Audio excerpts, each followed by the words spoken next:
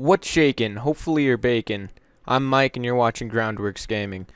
Today is a tutorial on how to connect your PlayStation 3 controller to your computer and use it in-game. So first we're going to start off. Click the link down below the video if you want to follow along. It'll take you to this website.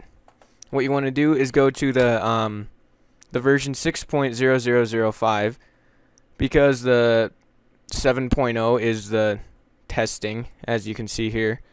So you're going to want to go to this one. It's 32-bit and 64-bit, so it doesn't matter which one your operating system is.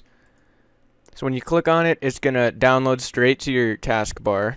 And another thing I forgot to mention was before you do this whole thing, you have to download winrar. I'll leave a link in the description down below for that. So once you download this, it'll open up in WinRAR.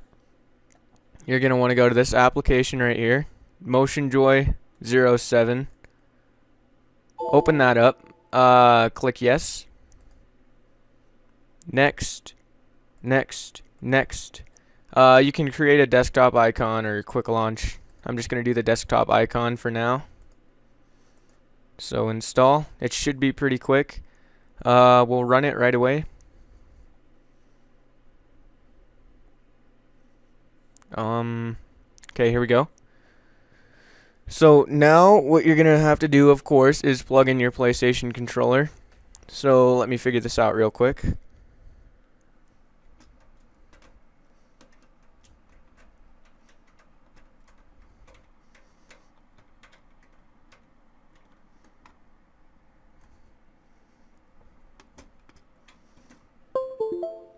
So once it's in, it should say DualShock 3 or whatever kind of controller yours is. And if it doesn't, don't worry. Just go to the driver manager. Yes, it might ask you for that again, and you just click yes. So go to the driver manager again, or just first time. You're going to want to click checkbox here, because this is the driver that it needs to run. You're going to press install all. But of course, it's not going to do anything for me. It's going to install it again, but I don't need it. If you have that check mark right there, you don't need it.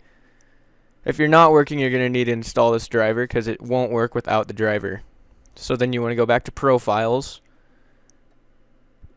And what's really strange about this, I don't understand this, but most games on the computer are going to run the Xbox 360 controller emulator. So you're going to want to click that box.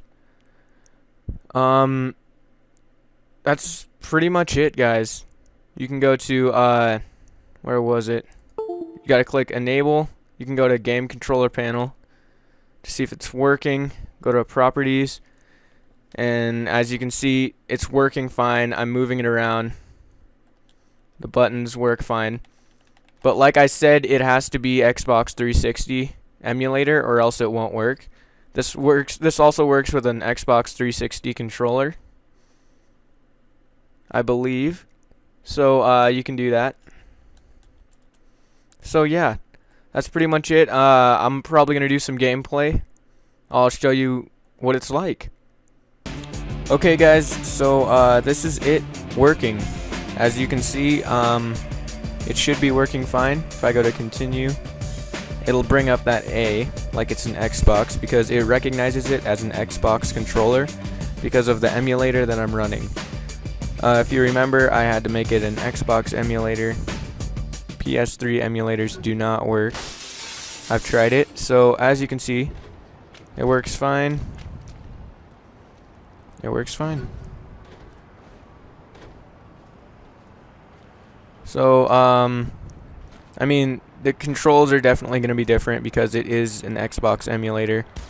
You're going to have your L2 and R2 as the aiming and shooting like they would be on an Xbox in the same place, and then it's gonna since it thinks it's the emulator, or since it thinks it's the Xbox because of the emulator, the game does, it's gonna have icons like that, like press Y and press like other stuff like X when it should be square.